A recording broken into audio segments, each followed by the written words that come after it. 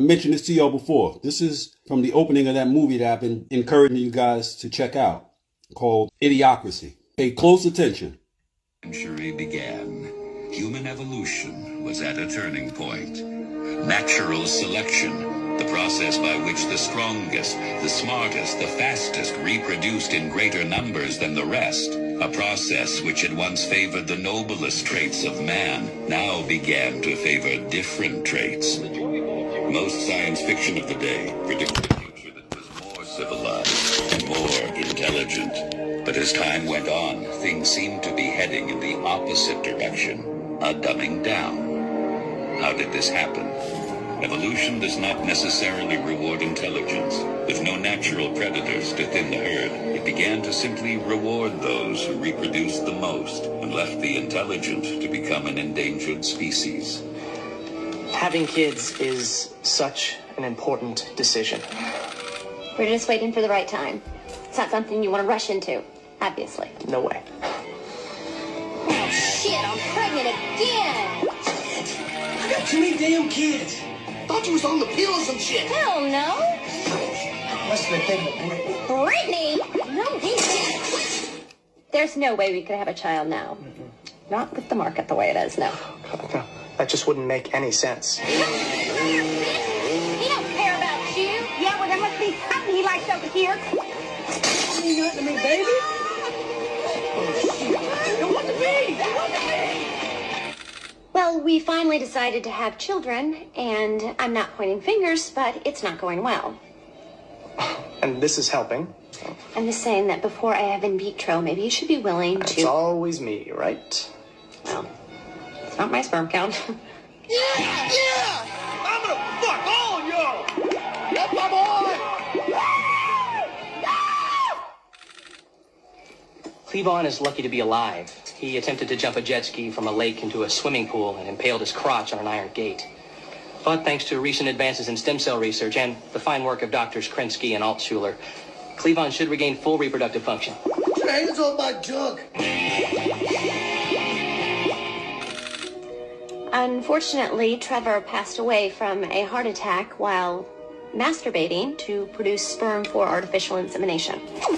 But I have some eggs frozen, so just as soon as the right guy comes along, you know.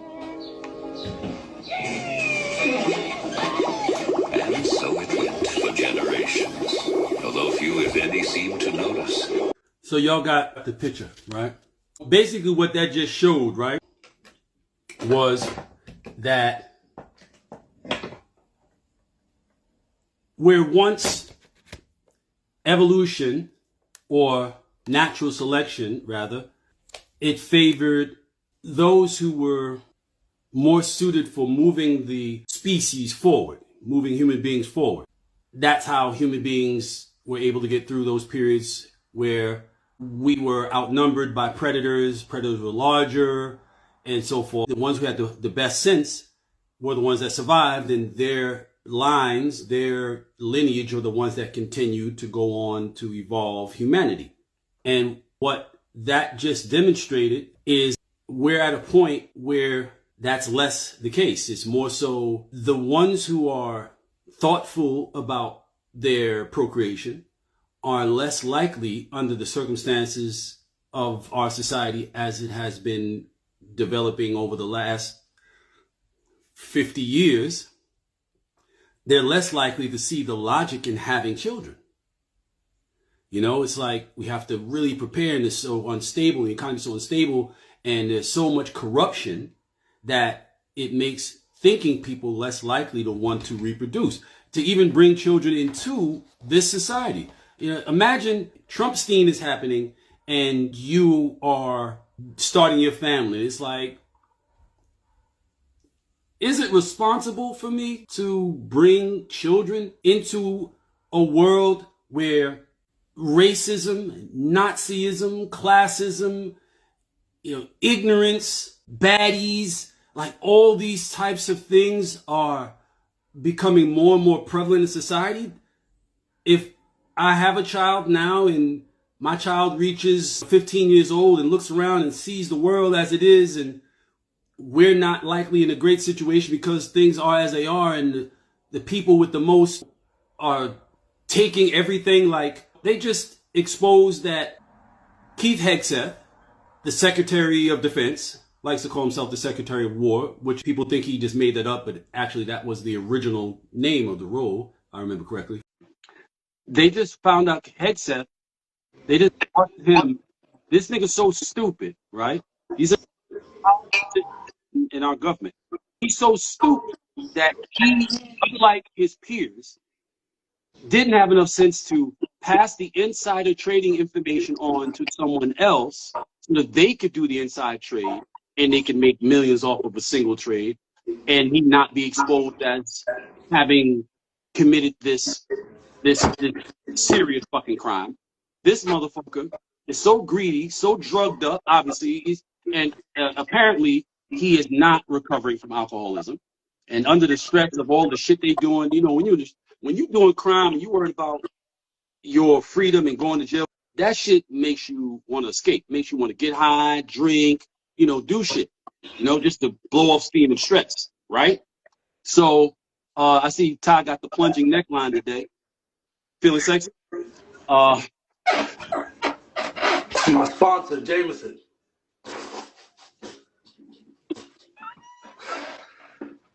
The fuck? So when you have people in those positions, Trump has been doing insider trading. Like when he makes announcements about he's going to do tariffs, he's going to start a war, he's going to stop the war, he's going to go. All those things have an impact on just the saying of them, has a significant impact on which way the stock market moves. So when people are given the information he's going to make or privy to the information he's going to make this announcement or he's going to make this decision, they can position themselves to benefit from that by hedging certain bets, making certain investments, buying certain things that will be impacted by his decision. But they can do it before anybody else knows about it. It's called insider trading. You ever heard of a guy named Michael Milken? Yeah. Back in the days, I think he sold something like $400 million or something like that. And they put his ass in prison. Also, you got the guy from the Wolf Wall Street, right? I think his was more so just, he was just running the con. He was grifting. What they call that shit? What they call them? All them motherfuckers in Atlanta? What do they call them guys? They call them guys in Atlanta. What they call Scammers. Scammers. He was doing a major scam. He was doing a major scam. And you're not gonna be dropping the phone 50 times during this session, are you? Nah, I'm setting it up now. I'm trying to set it up so it don't never drop. Okay. So these types of circumstances where it is obvious to even the dumbest, almost to the dumbest of people, that the people at the highest point in our government are committing overt and blatant crimes so that they can steal hundreds of millions of dollars, billions of dollars from the boss of bosses, the president, on down and on out, right? People recognizing that, people who are like the two characters, you know, the guy with the 138 IQ and the woman with the 141 IQ, they're smart enough to understand what the far-reaching implications of that kind of activity is. And under circumstances like that, where they know people in positions of that level of power and authority are doing stuff like that, it's not, in their minds, like, I'm not bringing a child into the world in these circumstances. Meanwhile, you got a bunch of motherfuckers that don't know shit from trying over, and whatever happens don't matter to them anyway, and they just fucking and being irresponsible and making all the children in the world, and that's how that scenario comes about. That's how you get a society that is filled with people who are not really the best of quality of people, but by sheer number, they become the major influence, because if they become the larger demographic to whom anybody with a business or services has to sell to, then they have to cater to them. They have to cater to their thinking and their behavior and their preferences. So that means that they have to create dumber promotions and commercials and marketing, dumber ideas to sell to dumb people. That creates a dumbing down of your overall, it feeds a dumbing down of your overall society. And that's how you get to the point that this movie is, which was made 20 years ago, made in 2006. That's how you get to the point with this movie that what the premise it's presenting becomes reality. So don't think that it's harmless to be ignorant. Don't think it's harmless to be stupid. It is very harmful. It is very fucking harmful. If you're stupid, you're part of the problem. So don't feel no kind of way when progressive people don't want you living where they live, don't want your children in their schools with their children, don't want you to have access to certain spaces in the public so they don't have to endure the kind of behavior that you see demonstrated by Cleavon and Cleavon Jr. We don't want proximity to you because you're fucking dangerous. Don't be one of them. Don't be Cleavon. You don't necessarily have to be the other couple, but some degree of self-responsibility is definitely appreciable. This has been a public announcement. I thank you for your attention to this matter. Please proceed. Welcome to the We Poppin' Son Show. I'm your co-host, Cavario H. You see what you just did? What? You just said welcome. If you say welcome, how do I say welcome to the same show? No, you're supposed to say, I'm comedian Tom Mills, and this is the We Poppin' Son Show. And you just said welcome to the We Papa. I will be repeating what you said. Oh, okay. All right. I got you. This is crazy. This is crazy. All right, so I say, peace, this is Cavario H, the Mind Plug. But I always have the co-host.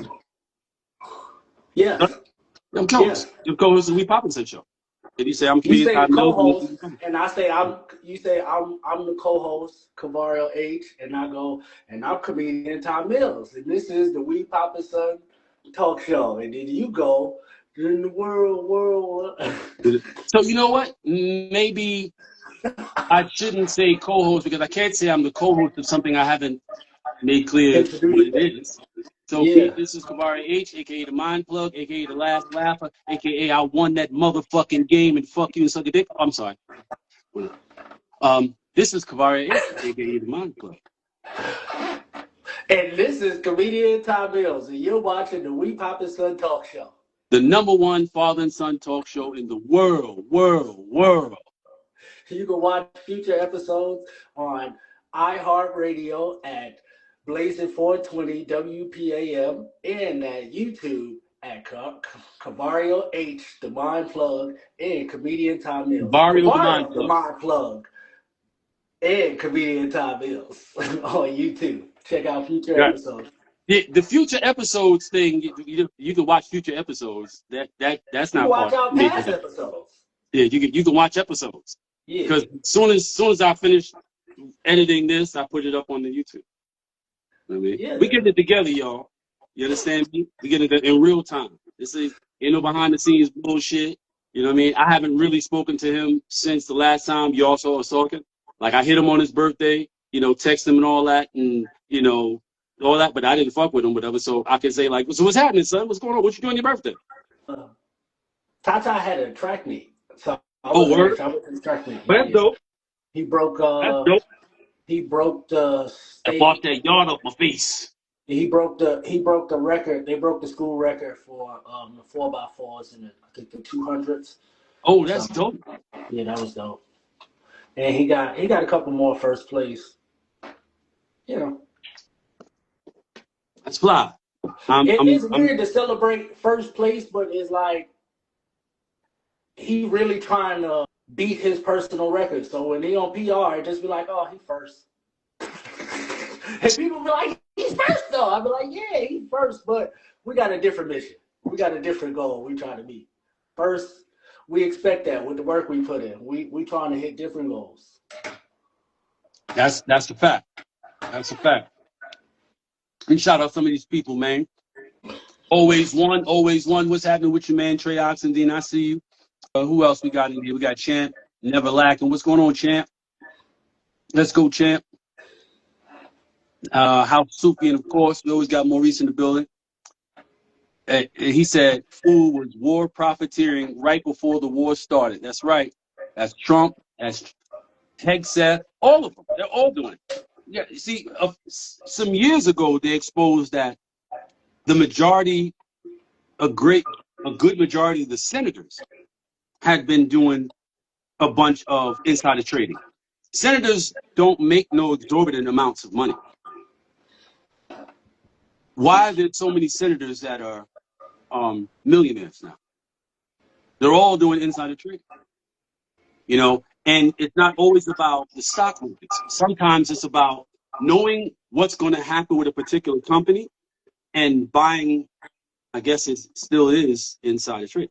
They're buying, like they're investing in certain companies because they're getting heads up about the announcements that are going to be made about a company, which will increase that company's valuation.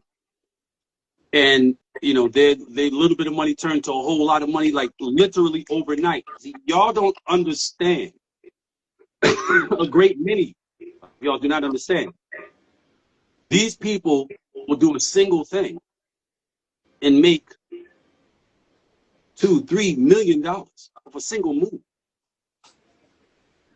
Pete Hegseth was a weekend reporter on Fox, and he left there with $4.5 million. He only worked on the weekends, and he's made a couple of million since he's been in this position. There's nothing about that guy. I don't care how simple-minded you might be. You're not so simple-minded that you could not look at that guy anytime he is on the public platform and not be able to see this is not an exceptionally smart guy at all. This guy is more so the guy with the Cleavon guy.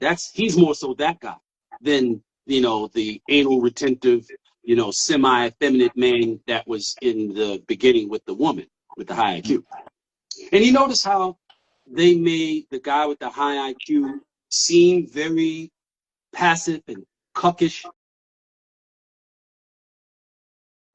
like the kind of guy who would sit around and watch another man pleasure his woman. See how they made the intelligent guy seem soft and bitch-like, and the unintelligent guy or the lesser intelligent guy? Because 84, as low a number as it is in comparison to 134, 84 is not that much below the average IQ. I think the average IQ is like 90, average person. And so they made him seem more, you know, more likely to procreate, more women. He's looking at the quality of the women, but more women attracted to him. He's able, you know, his son on the football field, he got these 4 attractive, you know, young girls, and he's like, I'm above all of y'all, you know, like, but he's the lower, you know, so it says the average IQ is 100. On most IQ scales, scores from about a 90 to 109 are considered average. So 84 is not that much lower. Like, he's a little, so the way they depicted him, he was in a trailer park house, you know, a little house on bricks. So they definitely profile the type that they're referring to, you know, average, low income, low education, white, rural, which is most of this country. You got a handful of major cities. The rest of this shit is farmland and dirt and hills and mountains, right? Once you get past, let me see, it depends on which way you go, but it really depends on which way you go. If you head west, once you get past, like,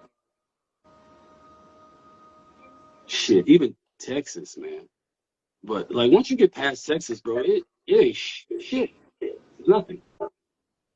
Even going through Texas, going through Nevada, going through the parts of Nevada leading into New California. Mexico. Ain't shit in New Mexico. And nothing.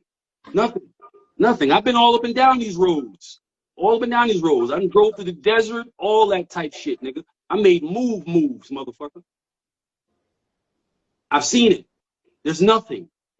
Most of Ohio, there's nothing. You got a few cities. You got Cleveland, you got Columbus, you know, a few other cities. But there's nothing. There's nothing. You know? So the larger part of the population is this character, is the one that they depicted with the 84 IQ and the multiple women. He got multiple women pregnant at once. Then his son comes along and he's got multiple women pregnant. Like this is real. This is why MAGA is so big. That's why it's so big. You know? So I can't account but we already know the state of melanated people by and large.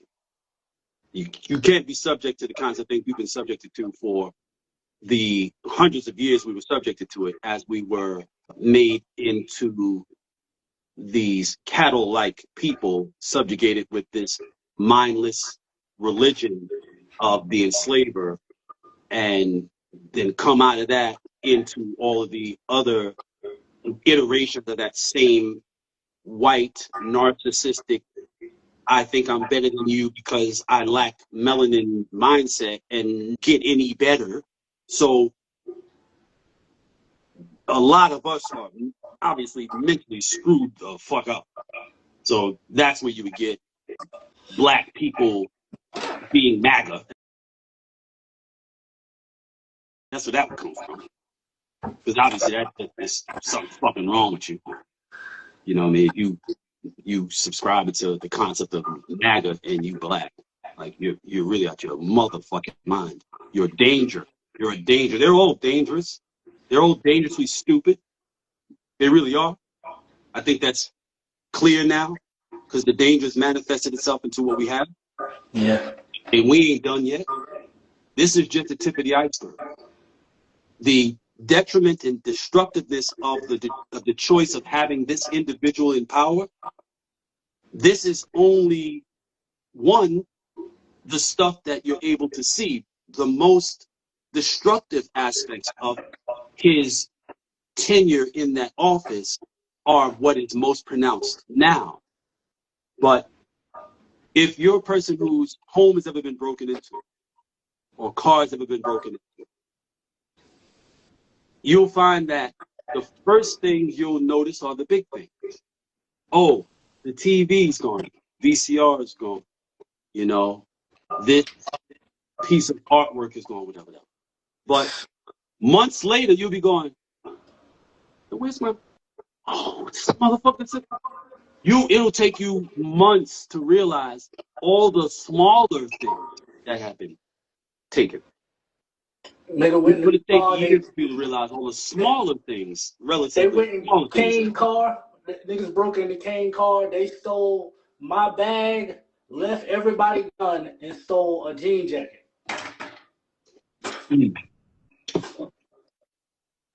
I got there. No, not everybody's into guns. I mean, yeah, but if you taking stuff out of car of value, at least this, somebody gonna want these. Right. The motherfucker might have, a couple of F's on his jacket. And he probably got that kind of fortune, that kind of luck, where he don't really ever get away with nothing he does. But he know for sure, it'll be just my luck. I take these guns, and one of them got a body on it. And I go turn the corner. Thinking too much. Huh? You critically thinking for him too much. I don't think somebody in those predicaments. You said they didn't take no gun. Why wouldn't they? You said if they would be able to sell it. You don't think they thought they'd be able to sell it? So the question is, why the bags was on top. The bags in the jacket was on top. So they're lazy. Lazy thieves. thieves. Lazy. Oh, okay. Lazy thieves.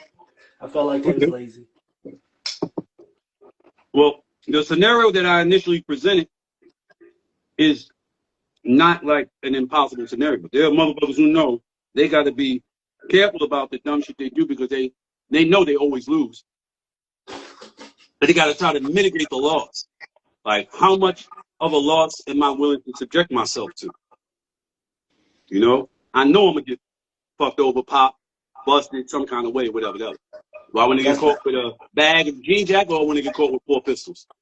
That's a hell of a process to know you're gonna lose and be like, nah, nigga shot me 2 times. He didn't blow my head off. Like, nigga. Oh, but that's real. Motherfuckers is like that. Motherfuckers definitely like that.